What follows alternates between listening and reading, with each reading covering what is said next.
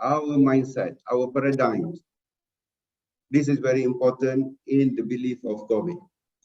What he says is that you can look at certain things in your own way, and you will interpret and understand what you're looking at from your own mindset, from your own experience. Whereas it is not impossible that other people look at the same thing and came up with different understanding. He used this picture in his book of, I don't know what you see.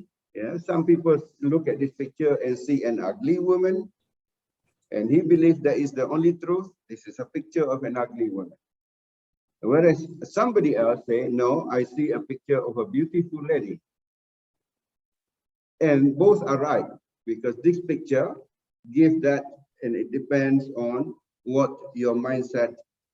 Eventually, I think you will see both of them. But your first instance is based on your own paradigm.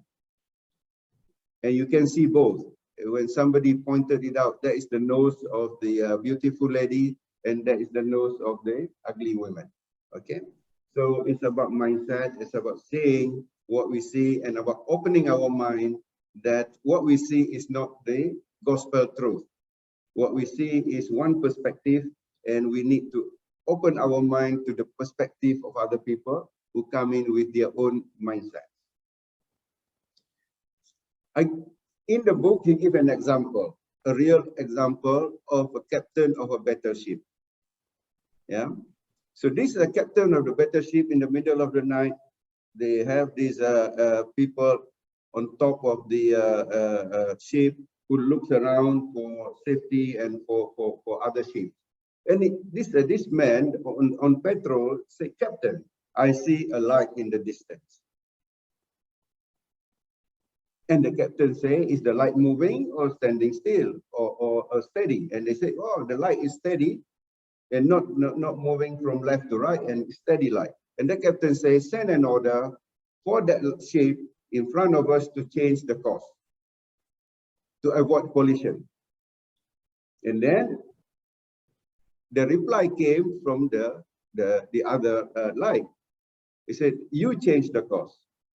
Not we, you change the course." And the captain got a little bit angry. And he said, "I am the captain of this battleship. You change the course. Otherwise, we're going to collide into you." And the reply said, "Well, I'm only an ordinary seaman, but we are the lighthouse. So you better change the course." See? The way we see problem is the problem. The way the mindset of the captain was his problem. Eventually, he had to change course, yeah, because otherwise he was going to collide into the lighthouse and the shore. So we just need to be aware. Sometimes the problem is created by the way we see the problem. If we open our mind and start to see the problem from other people's perspective as well, and then we can focus on finding solution.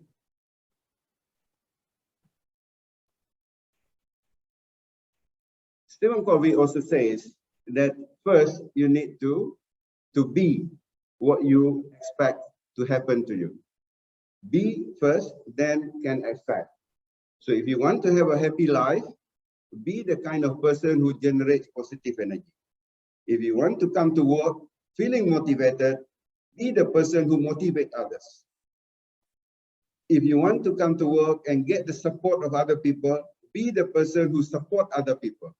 So first be the person, then you can expect the same thing that you want from others. And I think this is very true in our life. If we are good neighbor, then the neighbor becomes good to us. If we smile to others in the lift, the same person will smile back to us. Yeah. So he said, be, and then you can expect. If you want to have trust, then be trustworthy. So private victories precede public victories. So it's all about building character. This is the root of the tree, the foundation of the building. I'm still in the overall introduction of the 7 habit book. Yeah, I haven't started yet on the first habit, which is the proactive. But it's important during this first session that we understand the whole book. If there is any diagram that you want to remember about this book, remember this circle diagram. This capture the whole book. Yeah. It says, first of all, I bring your attention to the dependence, independence, and interdependence. What does it mean? We were born to be dependent on our parents, on our mother for food or to change our diapers and all that. And then we become dependent on our teachers to teach us. We become dependent on people. So dependence is about you, about somebody else doing things for us. So we depend on somebody else. And what happened? If we don't get that somebody else, we become hungry, and then we blame our mother for not giving us milk because we are dependent on her. Then in our life, we move to be independent. As we become more older, we can make choices, we think that we can make decisions, and we become independent. We do things, and then it moves from somebody else to us, from you to I. I make decisions, I do things. So it becomes independence. And then we move to interdependence. When we go to work, when we start doing projects in the universities, we start realizing that actually we need other people to be more successful in our life.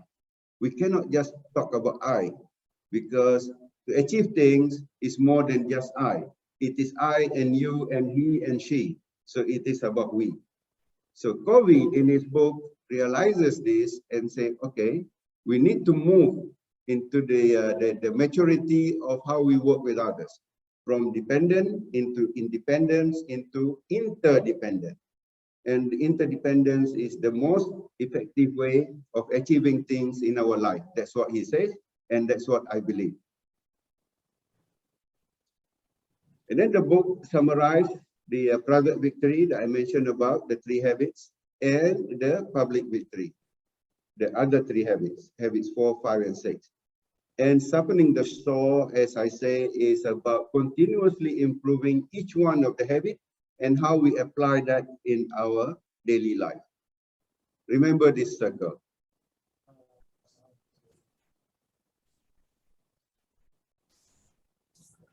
I want you to visualize shaking a bottle of Coke or Pepsi or soda, and it will explode. But if we do the same to a bottle of water, it doesn't explode. It just remains calm as water is. Yeah. And this is about what happened to us. This is what differentiates between somebody who is proactive, who take responsibility for his life, which is the water, and somebody who blame on others, somebody who is reacting to situation, which is the Coke bottle. So Aristotle said this about habit. We are what we repeatedly do. Excellence then is not an act, but a habit, repeating the same acts of excellence. So it's about habits. I don't know, for Muslims, maybe when we after prayer we say Subhanallah, Alhamdulillah, Allah Akbar 40 times or 33 times. This is to make that is into a habit, not just once, but repeatedly. Repeatedly is a habit of excellence. So we are what we repeatedly do. Excellence then is not an act, but a habit. Effectiveness is defined also. And he bring into the book a story of the goose and the golden egg. Yeah. So this is a farmer who get golden egg from his goose. He was very happy. Suddenly he become wealthy. Every day he wakes up, he looks forward to taking the golden egg from the goose. Every day he wake up, he take the golden egg from the goose. But this farmer become greedy and impatient. And he said, well, why do I have to wait every day to get the golden goose?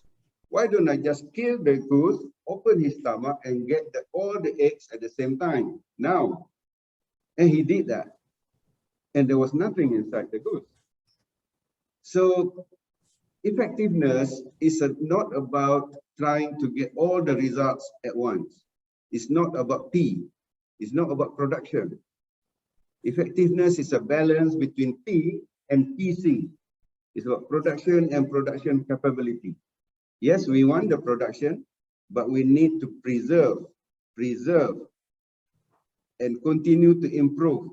Keep feeding the goose so that he can produce daily bigger eggs, more eggs. So production capability.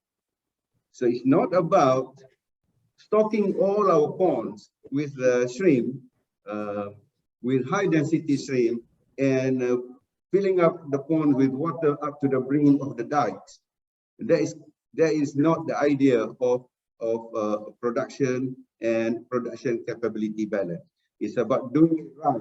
It's about balancing what we get, the production, and preserving and continuously sustainable way doing the production capability. That is effectiveness as defined by Covey in his book.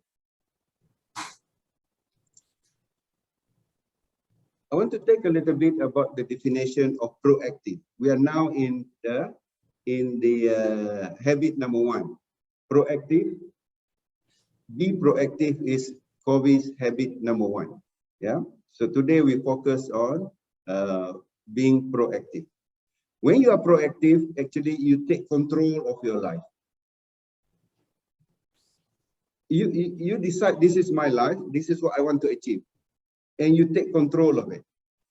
You take control of your mindset, you take control of responsibility of the consequences of things that happen from doing what you choose to do.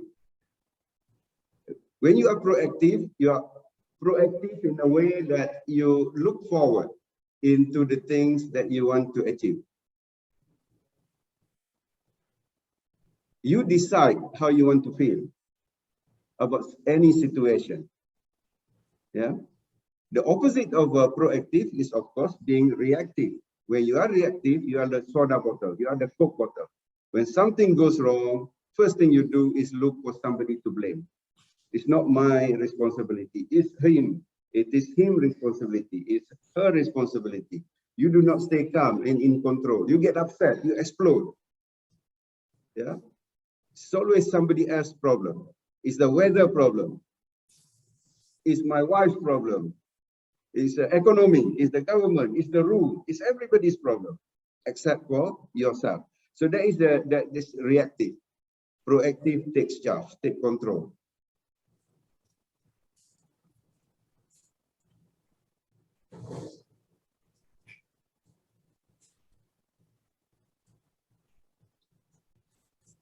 Proactive means more than taking initiative.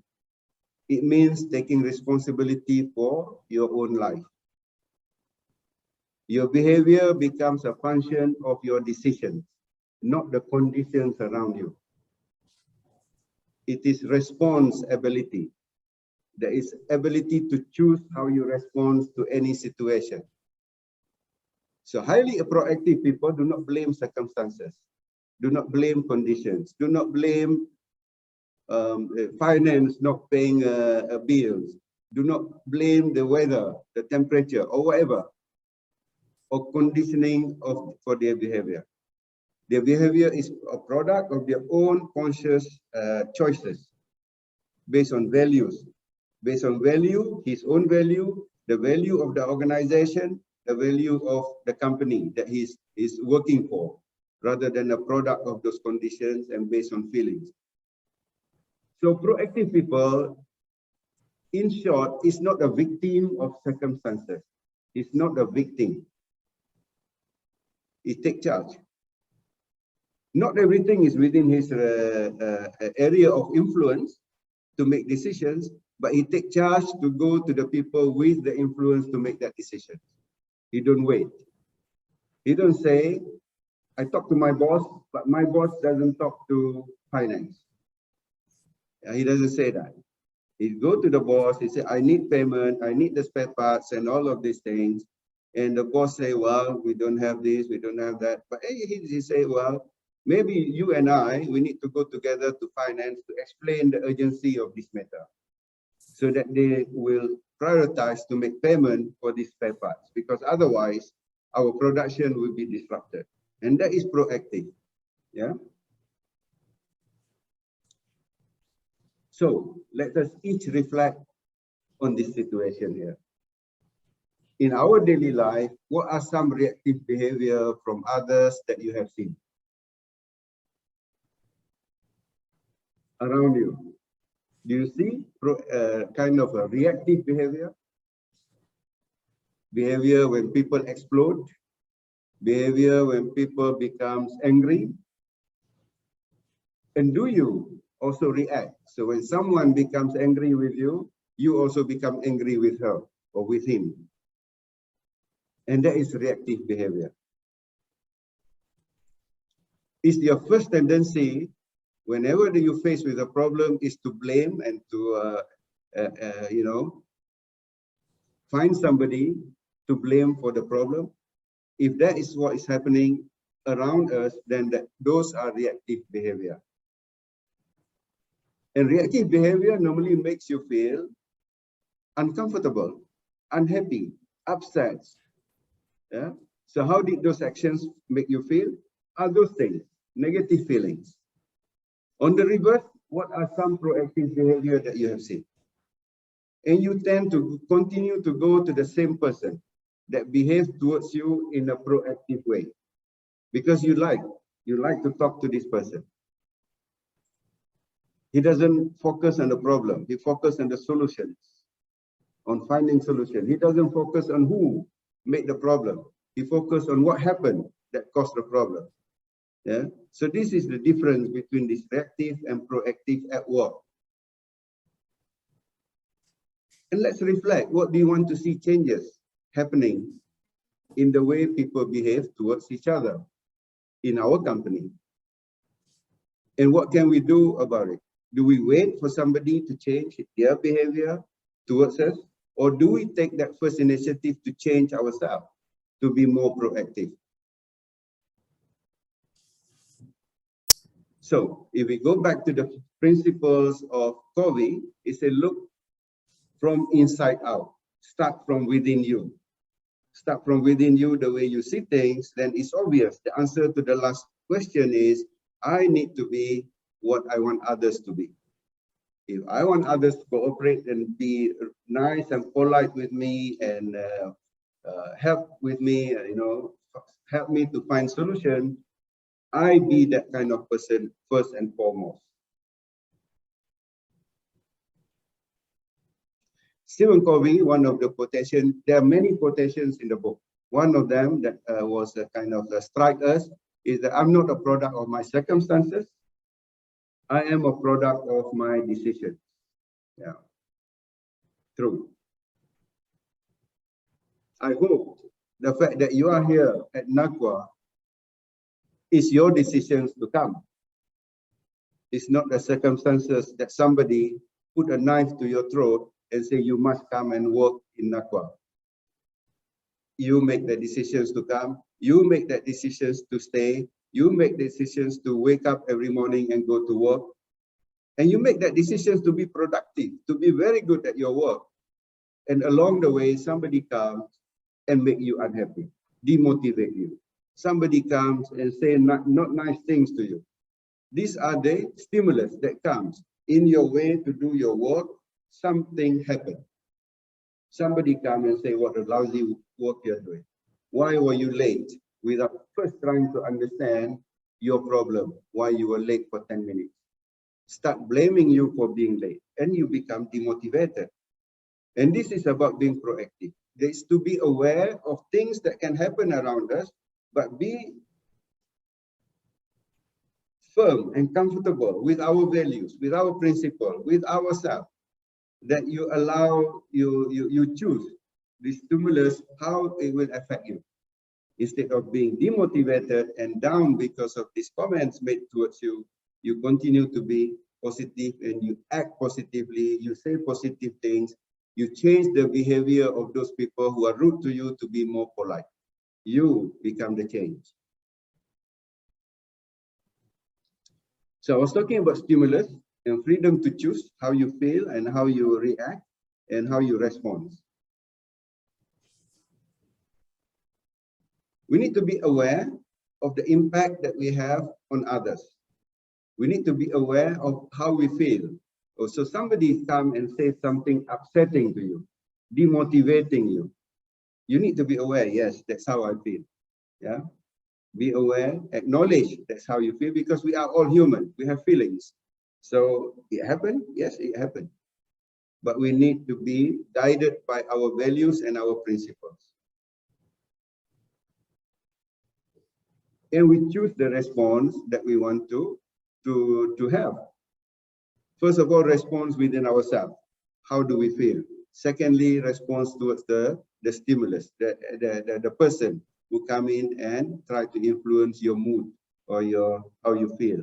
Yeah. So you choose that response towards the stimulus, whether it is the weather, whether it is the boss, whether it is your work colleague.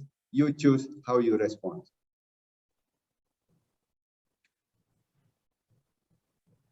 If we look into the circle of influence, I talked earlier a little bit about giving an example of getting payments for spare parts. Yeah. So depending on where you are in the organization, your circle of control and your circle of influence differs. What Stephen Covey says is that focus on things you can change or influence. Focus on your own circle of influence. Yeah. So you may not have access to the CEO because that is not within your circle of influence, but you have access to somebody who has access to the CEO. So you focus on your circle of influence to go to the person with access to the CEO, and you influence him to go to the CEO for the decision. So you focus proactively on your circle of influence. Over time, you try to increase the size of your circle of influence.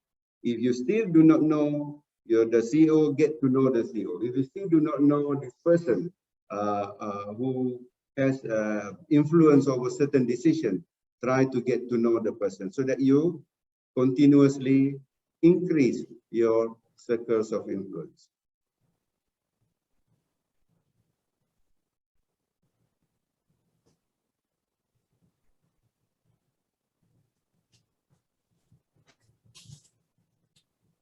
Reactive people, on the other hand, they focus on the circle of concern, the problem. The problem, there is problem everywhere. Yeah. I've known people who try to resign from a job because there is problem here, hoping that when they go to another job, there is no problem. But believe me, I've worked in many organizations. I've seen people moving from organization to organization. The same problem exists everywhere, in every organization, similar. So if we think that we're having problem now here in Nakwa, think again, that talk to your friends outside of Nakwa in similar industry. Do they have similar problem? Maybe worse than what we are facing here. So if we focus on the circle of problems, circle of concerns, yeah, then we continue to be blaming everything that happens around us. If we focus on the circle of influence, then we'll be focusing on the thing that we can make decision, we can take charge, we can take control, we can find solutions. That is the most important thing.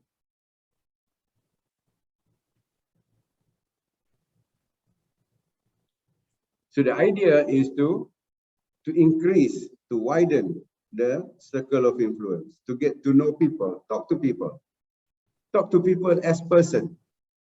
Yeah. So I think we need to also look into how we have conversation with others. There are a few types of conversation. These are conversations that we say supervisory conversation. It's always asking about the status of work. That is supervisory conversation. So whenever you meet somebody, you say, how is the project? How is the report? Where is the report? That is supervisory conversation. There's also coaching conversation. You try to understand issues faced by the person. You don't give solution, you continue to ask the right question. Oh, I noticed there is a delay in submitting the report. Is there anything that I need to know that causes the delay? That is coaching conversation. trying to understand, giving opportunities for people to explain what they are facing. Sometimes we need to be a little bit more patient in dealing with people at work, so that it's not always from the position of authority. How? Why? Why? You know, it makes people tired just trying to deal with this why question. Sometimes reverse the question of what is it that I need to know so that we can help you? What is it that's stopping you from meeting the deadline for this report, so that we can give the people the chance to also tell their side of the story. And sometimes you need to go into personal conversation. If you notice somebody continuously coming late to work, ask him, how is it? Is there anything happening in the family that make you come to work late? Maybe somebody is sick in the family. Maybe he's taking somebody to hospital every morning. We don't know. So we need to treat the person like a real person. And you have the management conversation or supervisory conversation. You have the coaching conversation, and you have the personal conversation. And then you have sometimes professional conversation about the aspiration, about career growth, about the what does the person wants to be. How can we help him to achieve his ambition? This is a professional conversation that we can have. So vary that conversation also, and then you can change your circle of influence. I bet you, if somebody thinks genuinely that you're trying to help him, he will do everything possible to also make your life a little bit easier, make your work easier. Yeah.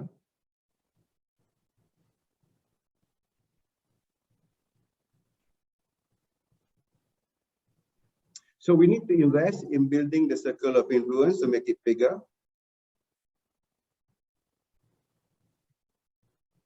We need to have control over our emotion, not the other way around, not let emotion control us, but we're all human. So sometimes we need to ask people to remind you when you become overly emotional. I give license to my team in HR management team. I said, whenever I raise my voice, please remind me, put your hands up and say, Arifin, you are now angry. Because sometimes I don't realize it. Yeah. And they do that. They do this. So one of the managers will say, you are now angry, Arifin. You know. So we take a short break. We come back. We laugh about it. And then we start again. So we need to be in control of our emotion. And there's nothing wrong in giving the license to your team members to give you feedback like that, or other kind of feedback, so that you become more aware of yourself. Yeah, that is a stimulus, and that is the response, and that is about becoming aware of yourself and the impact that you have on others.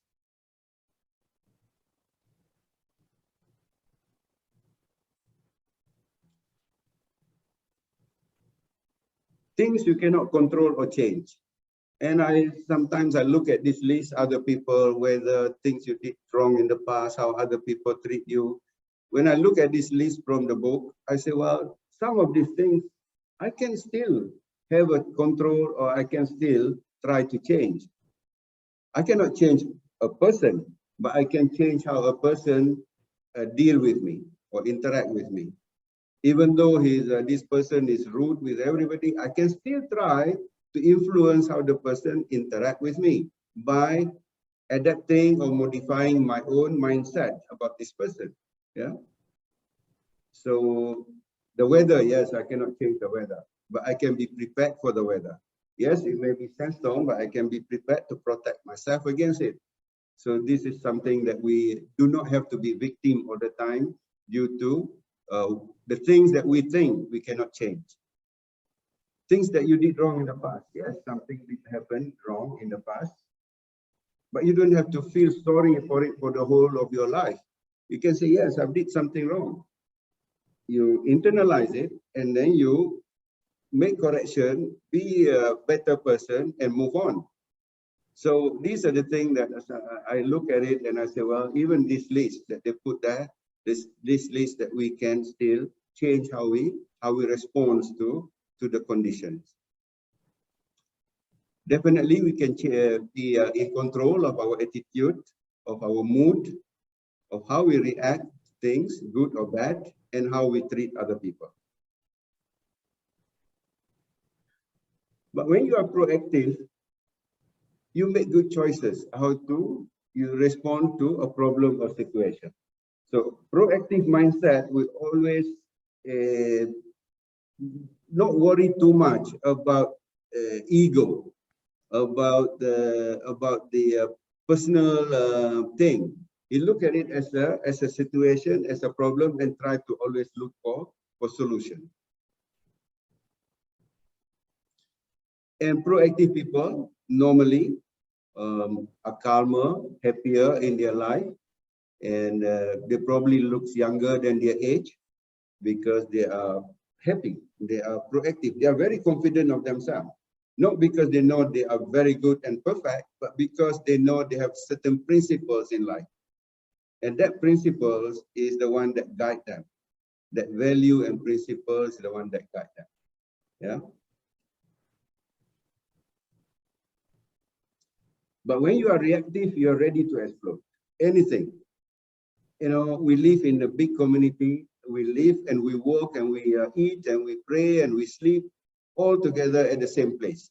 Yeah, it's not like any other ordinary, any other company. We come at 9, we go back at 5, and then our life is segregated between work and personal life. Here in Nakwa, we are at the same place. 3,000 of us living at the same campus, the same community. We see each other everywhere, unexpectedly, sometimes in supermarket and things like that. If we are reactive and ready to explode at every provocation, at every stimulus, and then we become, you know, a real unhappy person here. So it's very important, therefore, that for us to take a time out, just time alone, and reflect. How do I make myself a happier person living in this place? And how do I make myself a source for other people to also feel happier and become more productive in their work and happier in their life? So that is proactive. Yeah.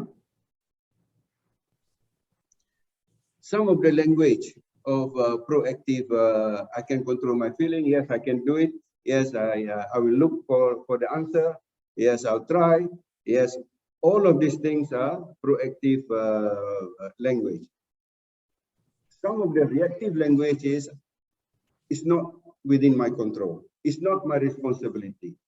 He is not doing that. He's not doing his part of the work. So we have no choice. These are reactive language. We have no choice. Again, we have no choice.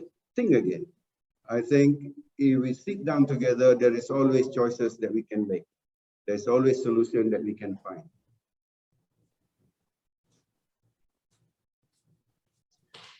There's some more quotes related to the subject that we're talking about. Roosevelt, no one can make you feel inferior without your consent. Mahatma Gandhi, they cannot take away our self-respect if we do not give it to them. So it's all about having this confidence in yourself, of your values, of your worth, of you as a person, that you are a good person. You're good. There is something shared by Miss Xulan, our international sales director, from an ancient poet. I remember this saying. She said, or she quoted the ancient poet that says, in every person, in their being, they are good for something. Okay? We are all good. We are all good. We are all here because we want to do a good job. We all go to work every day trying to do our best. There are things that happen in between, in front of us, that sometimes deviate our attention, demotivate, make us a little bit unhappy. This is very important, therefore, for us to know our principles, our values, our self-worth, so that these little distractions does not affect our mood that much. Yeah.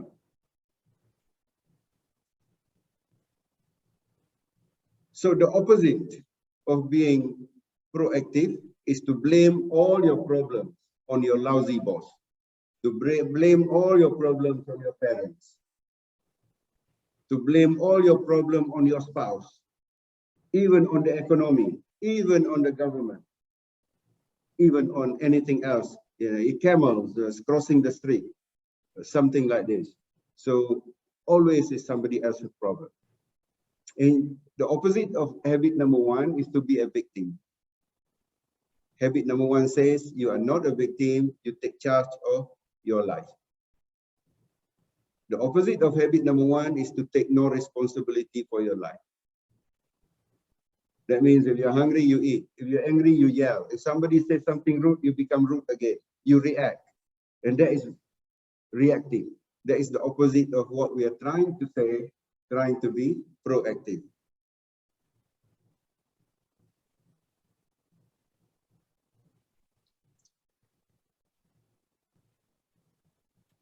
We are responsible to make things happen. We are responsible for our action, the consequences of our action. There's nothing wrong to admit, yes, I made a mistake. And I will correct that mistake. Nothing wrong with that. It's better than trying to blame it on somebody else for the mistake that we have actually made. Yeah. Even recently, in a high-level meeting, somebody from the meeting detected a mistake that I made in my presentation. I say, yes, that's a mistake. And I will correct it. I will make sure that I will present a new number. Yeah. So there's nothing wrong with it. Sometimes we as humans are not perfect. We make mistakes, but we need to take responsibility for that mistake. Own it up and make correction. It's much better, I tell you, than trying to hide the mistakes. Hiding the mistakes is not good. Blaming the mistake on somebody else that is not there to defend themselves is not good. So these are all reactive behavior. We choose our behavior. Remember again, Stephen Covey does not build success. Stephen Covey is trying to develop character.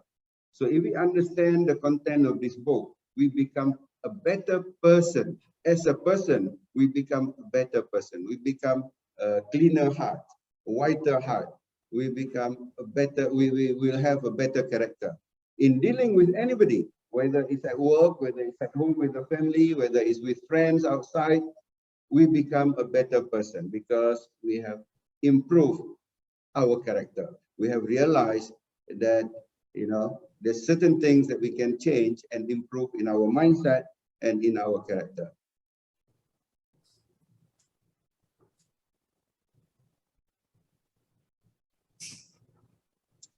It's important. Proactive people, they give appreciations when appreciation is due.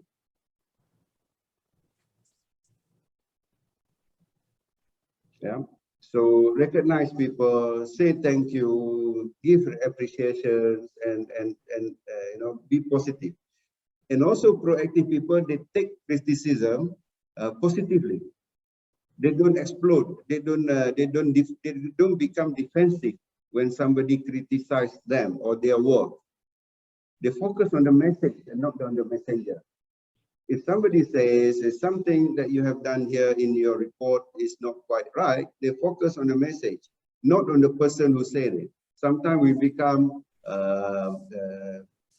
disturbed because of the person who says it, or maybe because the way the person says it. But if we focus on the message, what is he or she trying to tell us, then we become better in controlling how we feel and how we react. Focus on the opportunities to improve, not on the threats, not on the on putting you down kind of thing. Focus on the opportunities. Somebody has taken the trouble to give you feedback, to give you criticism. Focus on what can be done from the criticism. It's easier said than done. I admit that. We are all human, but over time we build and we practice and how we respond to this kind of stimulus, we can improve. So, gentlemen, we are coming towards the end. Key takeaways. Proactive people take ownership. Proactive people is aware of the stimulus and take responsibility for the choices available to him. Proactive people is always guided by his values and principles. I keep repeating the same thing. We need to be guided by our values and principles. Proactive people don't play victim. And proactive people keeps an open mind towards differences in opinions. We see an old woman, somebody else see a pretty lady, discuss about it, point to each other what we see, and maybe we can see both of them in the same picture.